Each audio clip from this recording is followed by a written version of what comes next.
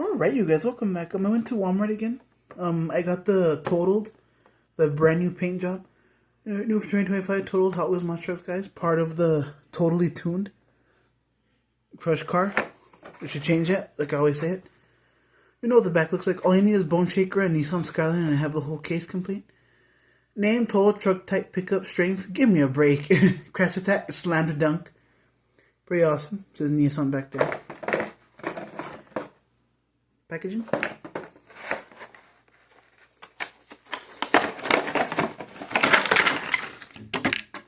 Oh. Okay, put the light on it. Okay, so here it is, the nice truck, guys. I like how it looks like cartoonish right here. Has gray and black and the blue door. An orange windshield. It has the breakage here. There's a pink panel here. And the broken back. Yellow roll cage. It says Hot Wheels on the back.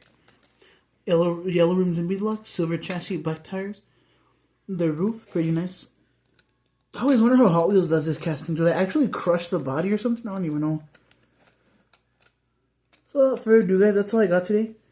Like, subscribe, comment, share your hands, more unboxings coming soon. Peace out, and hope you all enjoyed.